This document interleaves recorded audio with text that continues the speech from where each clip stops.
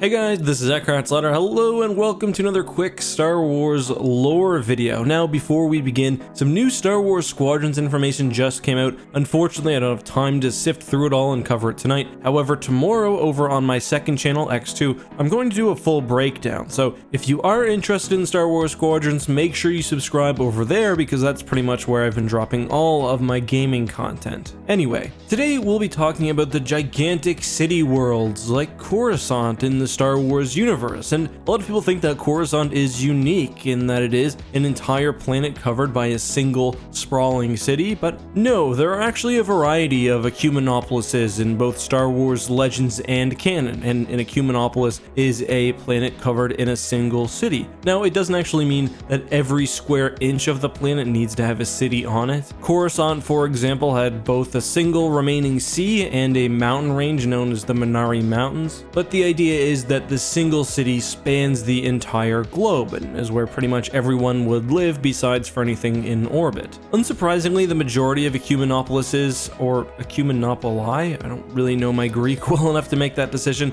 are in the core. There are several reasons for this. First of all, planets in the core were typically the first colonized by interstellar travelers. So if a species wasn't already there, then the planet was probably colonized very early on in galactic history. Otherwise, existing colonists would have been able to make connections with other nearby planets. The core was also typically the most secure part of the galaxy, both from a financial and a military sense. As I've discussed in prior videos, the origins of the Republic can be traced to the core, and the Republic, especially early on in Star Wars history, was a tremendous source of security and commerce, and helped protect against everything from pirates to rogue factions to whatever warlords were out there in the early days of modern galactic history. So when talking about the core and the origins of the Republic, besides Coruscant, the other major planet that pops into my head would be Alsakan. Like Coruscant, Alsakan had a population in the trillions. It was one of the planets which helped founded the Republic, and it was dominated by humans which immigrated to the planet. Alsakan had a fierce rivalry with Coruscant, and the two worlds actually fought a series of 17 wars over a period of nearly 15,000 years. And well, it's obvious which one of those two planets rose to prominence: Coruscant. Now, it's not the case that every single ecumenopolis in the galaxy was in the core or the deep core, but if we look at this population density map from the Essential Atlas, which is actually one of my favorite Star Wars maps, we can see that in the slice, which is sort of this eastern portion of the core, individual sectors actually average a population of over 100 billion inhabitants. Now, that's actually really crazy because if you think about it, if a given system has 2 planets, then the population there is averaged by 2. So this is a very, very dense area of space, and for the reasons that I mentioned, that's why you see a lot of ecumenopolises in the core. But of course, we do see some down the trade routes, and there are obvious exceptions to this general principle across the galaxy. One really good example of this would be Nar Shaddaa, which is all the way out in Hutt space. Nar Shaddaa is technically a moon of the planet Nar Shaddaa, but is covered entirely in a very dirty, crime-ridden city, one that's quite famous across the galaxy. You actually get a really good look at Nar Shaddaa in Star Wars Legends. For example, we get an exploration of it in Dark Empire, and you can visit and play in the planet in Knights of the Old Republic 2. The first Kodor also gives us Taris, which is one of the more famous ecumenopolises in Star Wars, perhaps second to Coruscant, because of its presence in Knights of the Old Republic. Like Coruscant, Taris is quite nice the higher up you get, but as you get closer to the true surface of the planet, the more poverty, the more gang violence, and, as is the case during the Jedi Civil War, the more Rakghoul you find. In 3956 BBY, Taris was absolutely devastated by an orbital bombardment, and unfortunately we never get quite as good of a look at it afterwards, although it does recover at least to some extent. Other planet cities, besides for being centers of finance or fashion or art, were actually military strongholds in the galaxy, and a great example of this would be Anaxes, which was the center of much of the Republic and Empire's military activity in the galaxy, primarily around training troops. I would also guess, based on its description in the New Jedi Order, that the planet Fondor would be considered an ecumenopolis because the entire surface world is basically one giant city and industrial zone. You could compare that with another major shipbuilding world like Kuat, which, although obviously heavily industrialized, had most of its production capabilities in the massive ring that surrounded the planet, while the planet itself was in really good condition.